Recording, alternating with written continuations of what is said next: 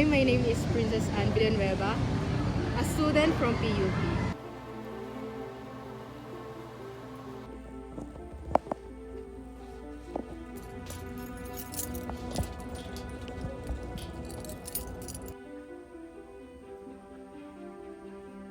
At ito ang filosofiya ko.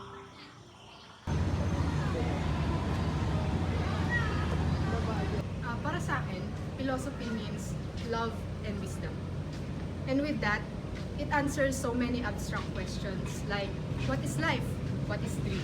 Kaya napakahalaga ng filosofiya sa buhay natin. Paano ako nakapunta dito? So, ang dream school ko is UP, and after that, hindi tayo nakapasa sa UP, so dito tayo bumagsak.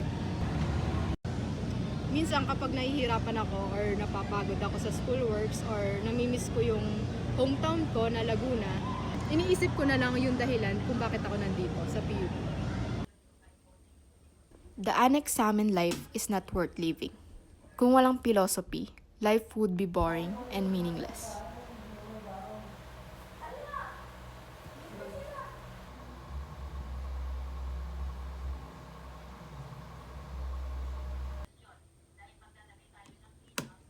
Do you think dahil nga madami na kayo na experience ng family mo, ngayon nasa better place na kayo? Hindi pa. Why? Hindi pa ako nakakagraduate eh. Pag nakagraduate, Sinundo mo pa eh. I mean, kasi nga gusto ko munang graduate before, para masabi kong better place na yung family ko. Kasi pag nakagraduate na ako, wala na silang iniisip na iba. Kasi nga, solong anak ako. Philosophy also prevent us from drifting away from reality. Just like Rene Descartes said, cogito ergo sum. I think, therefore I am.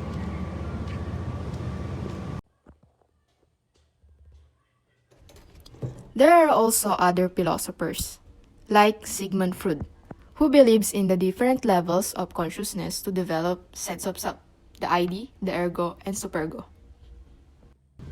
And Plato said, soul is divided into three views, the appetitive, spirited, and rational soul. Sundan nyo lang yung camera.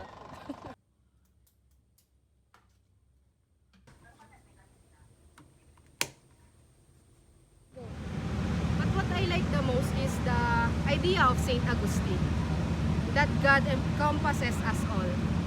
And of course, I believe that God is Tadhana.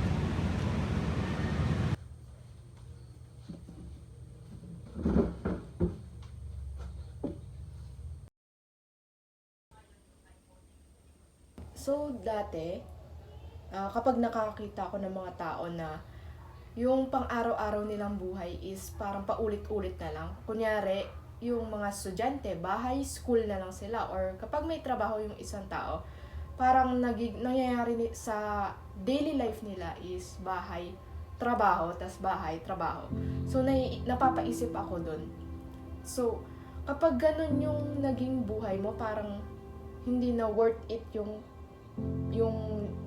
living mo, 'di ba? Kapag paulit-ulit na lang yung ginagawa mo sa araw-araw, parang wala nang kwenta. Yun yung isip ko dati. Pero ngayon na nandito na nga ako sa Manila and napakalayo ko sa probinsya ko, which is Laguna. Ngayon ko naiisip na yung dati na ginagawa ng ibang tao is nagagawa ko na ngayon. Na ngayon, paulit-ulit na rin yung ginagawa ko, which is dorm school na lang ako, tapos aral lang ng aral. Pero sa tingin ko hindi naman siya walang kwenta. Kasi na-appreciate ko yung ginagawa ko, and with that, meron din akong goal sa buhay. Meron akong dream na matapos yung kurso ko, which is electrical engineering. So, masasabi ko ngayon sa realization ko na nag-aaral ako dito sa Manila is kahit na paulit-ulit yung ginagawa mo sa araw-araw, as long na may goal may goal ka at dream sa buhay, it is worth living.